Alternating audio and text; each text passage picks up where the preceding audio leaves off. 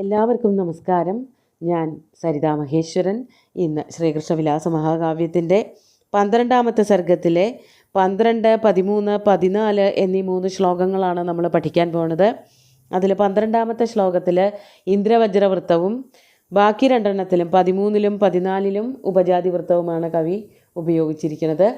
ശ്രീകൃഷ്ണൻ പാരിജാത തരു പറിച്ചെടുത്തിട്ട് ഗരുഡൻ്റെ പുറത്ത് വെച്ചുകൊണ്ട് താഴത്തേക്ക് ദ്വാരകയിലേക്ക് പോരാൻ പുറപ്പെടുകയാണ്. അപ്പോൾ അവിടെ എന്താണ്ടായത് എന്നുള്ളതാണ് പറയാൻ പോണത്. ആദ്യം 12ാമത്തെ ശ്ലോകം നോക്കാം. ശ്രുത്വാഹൃതം കൽപ്പതരും പ്രകോപാന്നശ്യദ്വിവേക സഹസാ സുരേന്ദ്ര ആദിക്ഷതസ്യാനയനായ ദേവാൻ സംഗ്രാമഭൂമിഷനുഭൂതശൗര്യാൻ. ആദ്യം പദച്ഛേദം പറയാം. ശ്രുത്വാ ഹൃദം കൽപ്പതരും പ്രകോപാത് നശ്യദ്വിവേക സഹസാ സുരേന്ദ്ര ആദിക്ഷത് അസ്യ ആനയനായ ദേവാൻ സംഗ്രാമഭൂമിഷു അനുഭൂതശൗര്യാൻ. ദേവന്മാർ പെട്ടെന്ന് തന്നെ ഒരുമിച്ച് വന്ന് ശ്രീകൃഷ്ണനെ ആക്രമിക്കാനായിട്ട് പുറപ്പെടുകയാണ്. അതാണ് പറയണത്. കൽപ്പതരും ഹൃദം ശ്രുത്വ. കൽപ്പതരു അല്ലെങ്കിൽ പാരിജാത വൃക്ഷം അത് അപഹരിക്കപ്പെട്ടു എന്ന് കേട്ടിട്ട്, ശ്രുത്വ മനസ്സിലാക്കിയിട്ട്, പ്രകോപാത് നശ്യദ്വിവേക പെട്ടെന്ന് തന്നെ ദേഷ്യം വന്നു ഇന്ദ്രന്. സത്യത്തിൽ അത് സംഭവിക്കുകയും ചെയ്യുമല്ലോ. അവരവർ വളരെ കാര്യമായിട്ട് വളരെ ശ്രദ്ധയോട് കൂടിയിട്ട് പരിപാലിക്കുന്നൊരു വൃക്ഷം മറ്റൊരാൾ വന്ന് അപഹരിച്ചു കൊണ്ടുപോയി നമ്മുടെ ആ രാജധാനിയിൽ നിന്ന്, നമ്മുടെ ആ സ്വന്തം സ്ഥലത്ത് നിന്ന് മറ്റൊരാൾ അപഹരിക്കുക എന്ന് പറഞ്ഞാൽ പെട്ടെന്ന് ദേഷ്യം വരും. അതന്നെയാണ് ഇന്ദ്രന് സംഭവിച്ചത്. അതാണ് പെട്ടെന്ന് തന്നെ പ്രകോപാത് ദേഷ്യം വന്നതുകൊണ്ട് നശ്യത് വിവേക. ദേഷ്യം വരുമ്പോൾ സംഭവിക്കണത് വിവേകം നശിക്കുകയാണ്. അതാണ് ഇനി എന്താ ചെയ്യേണ്ടത്, എങ്ങനെയാണ് പ്രവർത്തിക്കേണ്ടത് എന്നുള്ള ആ തിരിച്ചറിവില്ലാതെ വന്നതോട് കൂടിയിട്ട് നശ്യത് വിവേക സുരേന്ദ്ര. അങ്ങനെ സുരേന്ദ്രൻ ഇന്ദ്രൻ തന്നെ. ഇന്ദ്രൻ എന്ത് ചെയ്തു? സഹസാ അസ്യ ആനയനായ, അപഹരിക്കപ്പെട്ടു പോയതായ ആ പാരിജാത വൃക്ഷത്തെ തിരിച്ചു കൊണ്ടുവരുന്നതിന് വേണ്ടിയിട്ട്, സഹസാ പെട്ടെന്ന് തന്നെ, അസ്യ ആ വൃക്ഷത്തിൻ്റെ, ആനയനായ തിരിച്ചു കൊണ്ടുവരുന്നതിന് വേണ്ടിയിട്ട്, സംഗ്രാമഭൂമിഷു അനുഭൂതശൗര്യാൻ ദേവാൻ ആദിക്ഷത്. സംഗ്രാമഭൂമിഷു, സംഗ്രാമം യുദ്ധമാണ്. സംഗ്രാമഭൂമി യുദ്ധഭൂമി. യുദ്ധഭൂമികളിൽ അനുഭൂതമായ ശൗര്യത്തോടു കൂടിയവർ, അതായത് യുദ്ധഭൂമിയിൽ പോയിട്ട് യുദ്ധം ചെയ്തിട്ടുള്ളതായ നല്ല യുദ്ധനിപുണന്മാരായിട്ടുള്ള ദേവന്മാരോട്, അതാണ് സംഗ്രാമഭൂമിഷു അനുഭൂതശൗര്യാൻ ദേവാൻ ആദിക്ഷത്, അതിനായിട്ട് അവരോട് നിർദ്ദേശിച്ചു, അവരെ ആദിദേശ പറഞ്ഞയച്ചു. വേഗം പോയിട്ട് ശ്രീകൃഷ്ണനുമായിട്ട് യുദ്ധം ചെയ്തിട്ട് ഈ ഉദ്യാനത്തിൽ നിന്ന് എടുത്തുകൊണ്ടുപോയതായ കൽപ്പതരു അഥവാ പാരിജാത വൃക്ഷം തിരിച്ചു കൊണ്ടുവന്ന് തരണം എന്ന് അവരോട് ആജ്ഞാപിച്ചു. അവരെ ശ്രീകൃഷ്ണനുമായിട്ടുള്ള യുദ്ധത്തിനായിട്ട് പറഞ്ഞയച്ചു എന്നാണ് ഇവിടെ കവി വർണ്ണിച്ചിരിക്കുന്നത്. സാധാരണഗതിയിൽ ദേഷ്യം വന്നാൽ വിവേകം നശിക്കുമെന്ന് പറഞ്ഞുല്ലോ.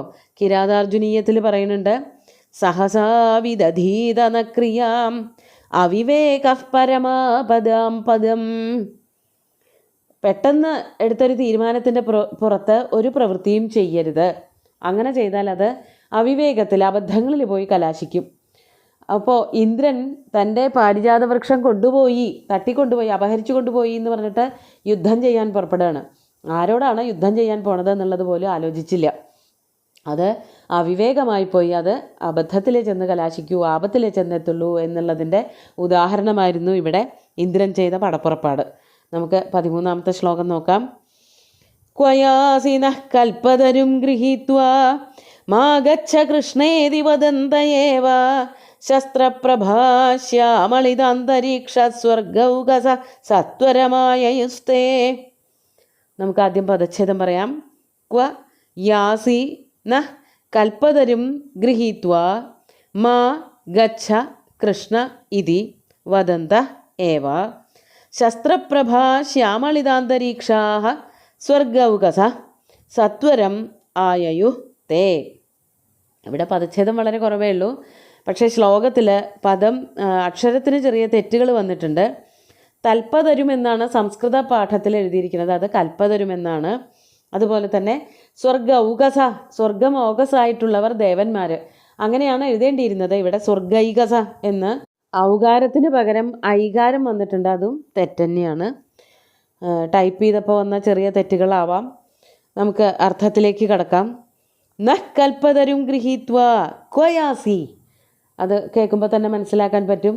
ഞങ്ങളുടെ കൽപ്പവൃക്ഷവും കൊണ്ട്, ഞങ്ങളുടെ പാരിജാത വൃക്ഷവും കൊണ്ട് എങ്ങടാ പോണത് എന്ന് ചോദിച്ചുകൊണ്ട്. അതാണ് നഹ് കൽപ്പതരും ഗൃഹീത്വ, നഹ് അസ്മാകം നഹ്, ഞങ്ങളുടെ കൽപ്പതരുവിനെയും കൊണ്ട്, ക്വ എവിടേക്കാണ് പോകുന്നത്, യാസി കട്ടുകൊണ്ട് എവിടേക്കാണ് പോണത് എന്ന് പറഞ്ഞുകൊണ്ട്, മാ ഗച്ഛ എവിടേക്കും പോവണ്ട, പോവാൻ വരട്ടെ എന്ന് പറഞ്ഞുകൊണ്ട്, കൃഷ്ണ മാ ഗച്ഛ കൃഷ്ണ, കൃഷ്ണ പോവാൻ വരട്ടെ, ഞങ്ങളിതാ വരണു എന്ന് പറഞ്ഞുകൊണ്ട് ആരാണ് ചെന്നത്? ദേവന്മാർ. ഇന്ദ്രൻ പറഞ്ഞയച്ച ദേവന്മാരെല്ലാവരും തന്നെ ഇതി വദന്ത ഏവ, ഇങ്ങനെയൊക്കെ ഉറക്കെ പറഞ്ഞുകൊണ്ട് തന്നെ പാരിജാത വൃക്ഷം ഗരുഡൻ്റെ പുറത്ത് കയറ്റി വച്ചിട്ട് പറന്ന് പെട്ടെന്ന് തന്നെ ദ്വാരകയിലേക്ക് പോവാൻ പുറപ്പെട്ട ശ്രീകൃഷ്ണനെ തടഞ്ഞുകൊണ്ട് ഇവരിപ്രകാരം പറഞ്ഞുകൊണ്ട്, ദേവന്മാരെല്ലാവരും ഇങ്ങനെ പറഞ്ഞുകൊണ്ട് വരികയാണ്. വെറുതെ പറയുക മാത്രമല്ല, ആക്രമണങ്ങളും ഉണ്ടായി. അതാണ് ശസ്ത്രപ്രഭ ശ്യാമളിതാന്തരീക്ഷാഹ സ്വർഗൗകസ. ശസ്ത്രപ്രഭ, ശസ്ത്രങ്ങളുടെ പ്രഭ കൊണ്ട്, ശസ്ത്രം എന്ന് പറഞ്ഞാൽ ആയുധങ്ങളാണ്. ഏത് തരത്തിലുള്ള ആയുധങ്ങളെയും ശസ്ത്രം എന്ന് പറയും. വാളായിക്കോട്ടെ, അസ്ത്രങ്ങളായിക്കോട്ടെ, വില്ലായിക്കോട്ടെ, അമ്പായിക്കോട്ടെ, അല്ലെങ്കിൽ കുന്തം, ഇങ്ങനെയുള്ള ഗദ, ഇതൊക്കെ ശസ്ത്രങ്ങളാണ്. ആ ശസ്ത്രങ്ങളുടെ പ്രഭ കൊണ്ട് അതിങ്ങനെ വീശുക, അല്ലെങ്കിൽ ആയുധങ്ങളൊക്കെ ഉയർത്തി കാണിക്കുന്നത് ആക്രമണത്തിനുള്ള ഒരു പുറപ്പാടുണ്ടെന്ന് അറിയിക്കാൻ വേണ്ടിയിട്ടാണ്. അങ്ങനെ ആയുധങ്ങളുടെ കാന്തി കൊണ്ട്, ശസ്ത്രപ്രഭ കൊണ്ട് ശ്യാമളിതമായ, ഇരുണ്ടുപോയതായ, അല്ലെങ്കിൽ ആകാശത്തിൽ നിന്ന് വെളിച്ചമൊന്നും വരുന്നില്ല, ഈ ആയുധങ്ങൾ മാത്രമേ കാണാനുള്ളൂ, അങ്ങനെ ആയിപ്പോയ ശ്യാമളിതമായിട്ടുള്ള അന്തരീക്ഷത്തോടു കൂടിയ, അങ്ങനെ അന്തരീക്ഷത്തെ മുഴുവനും ശ്യാമളിതമാക്കിയ, ഇരുണ്ട ഒരു നിറത്തിലാക്കി തീർത്ത സ്വർഗൗകസുകൾ, അതായത് ദേവന്മാർ. സ്വർഗമോകസായിട്ടുള്ളവർ ദേവന്മാർ. അവരെന്ത് ചെയ്തു? തേ സത്വരം ആയയു, അവർ വേഗം തന്നെ ഭഗവാനെ അങ്ങയുടെ അടുത്തേക്ക് വരികയുമുണ്ടായി. സത്വരം വേഗം തന്നെ ആയയു സ്വർഗൗകസ തേ, ആ ദേവന്മാർ എത്രയും പെട്ടെന്ന് ഭഗവാനെ ആക്രമിക്കാൻ വേണ്ടിയിട്ട് പോവാൻ വരട്ടെ, ഞങ്ങളോടൊന്നും ചോദിക്കാതെ മരവും കട്ടിട്ട് ഇവിടുന്ന് പോവുകയാണോ എന്ന് ചോദിച്ചുകൊണ്ട്, എന്നാൽ യുദ്ധത്തിൽ ആക്രമിച്ച് കീഴടക്കുക തന്നെ ചെയ്യുമെന്ന് പറഞ്ഞ് ഭഗവാന്റെയും സത്യഭാമയുടെയും ഗരുഡൻ്റെയും അടുത്തേക്ക് ദേവന്മാർ ആയുധങ്ങളുമായിട്ട് ചെന്നു എന്നാണ് പറയണത്. നമുക്ക് 14-ാമത്തെ ശ്ലോകം കൂടി നോക്കാം. ഭീതം തമാലക്ഷ്യ സുരേന്ദ്ര സൈന്യേ ഗത്വാന്തികം വർഷതി ശസ്ത്രജാലം ഊരുദ്വയസ്പന്ദന സംജ്ഞയൈവ നിവർത്തയാമാസ സവൈനതേയം. ആദ്യം പദച്ഛേദം പറയാം.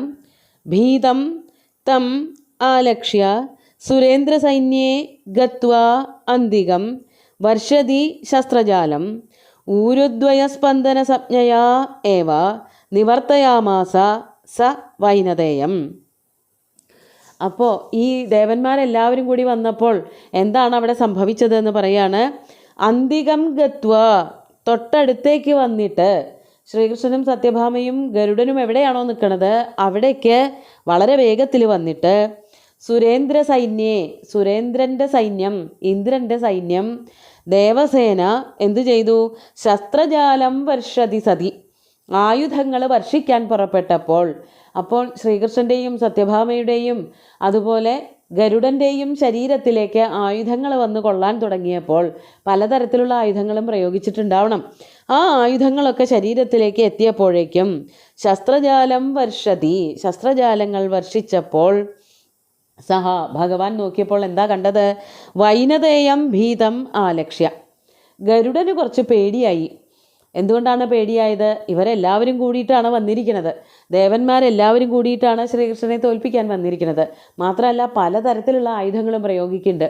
അപ്പോൾ ആ ആയുധങ്ങളുടെ പ്രയോഗത്തിൽ ഏതെങ്കിലും തരത്തിലുള്ള ബുദ്ധിമുട്ടുകൾ, മുറിവേൽക്കലുകളൊക്കെ ഉണ്ടായാലോ എന്ന് പേടിച്ച് നിൽക്കുന്നവനായ ഗരുഡനെ, അതാണ് വൈനതേയം ഭീതം ആലക്ഷ്യ.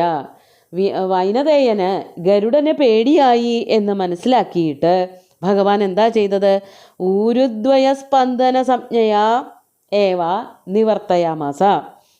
ഊരുദ്വയം തൻ്റെ തുടകൾ രണ്ടും അത് ഇളക്കിക്കൊണ്ട്, അതായത് ഗരുഡൻ്റെ പുറത്താണല്ലോ ഭഗവാനും സത്യഭാമയും ഇരിക്കുന്നത്. ഗരുഡന് നിർദ്ദേശങ്ങൾ കൊടുക്കുന്നത് പറഞ്ഞിട്ടല്ല, ഇങ്ങനെ കാലിൻ്റെ ഉൾഭാഗം, അതായത് തുടയുടെ ഭാഗം അനക്കിക്കൊണ്ടാണ്.